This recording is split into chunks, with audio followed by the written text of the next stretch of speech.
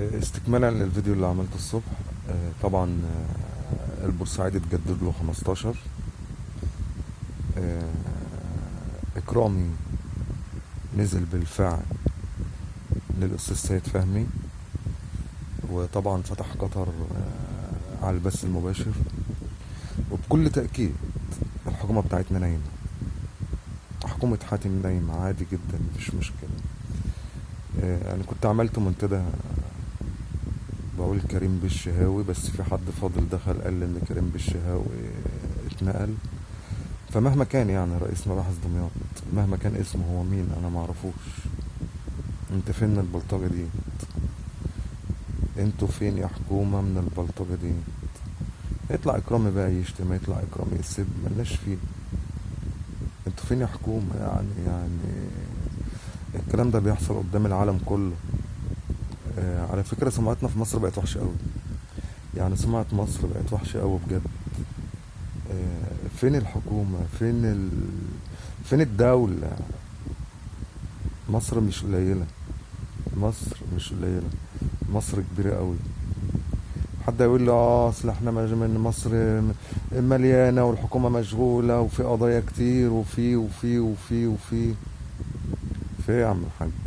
ده العالم كله بيتفرج علينا، العالم كله بيتفرج علينا. لما واحد زي اكرامي يطلع يعمل فيديوهات زي دي كل شوية ويقول ما يهمنيش حكومة وما يهمنيش وما يهمنيش وما يهمنيش، يبقى كل سنة وانتم طيبين، يبقى كل سنة وانتم طيبين. ايه يا عم رئيس المباحث؟ ايه يا باشا؟ انتوا فين؟ انتوا قاعدين في التكييف؟ الله المستعان.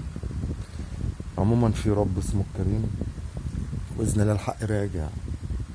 مهما عملت إكرامي الحق راجع بإذن الله. مش أنا متولي ده إكرام طلع 200 اللي جابك، انت مالكش لازمة اساسا. دخل تقول له وتكرر في التعليقات وامشي من عندك يا اكرامي، وامشي من عندك يا اكرامي. والله العظيم انت كنت مسخرة قوي يا شيخ. والله العظيم لحق اكرامي يطلع 200 امك. انتوا بجد مسخرة، مسخرة. بس في الاخر البورسعيدي اتجدد 15 يوم،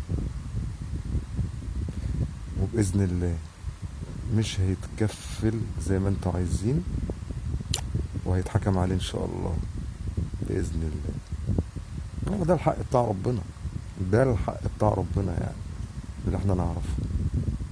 ربنا يشفيك يا محلاوي شفاء عاجلا وليس آجلا، شفاء لا يغادر سقما. السلام عليكم.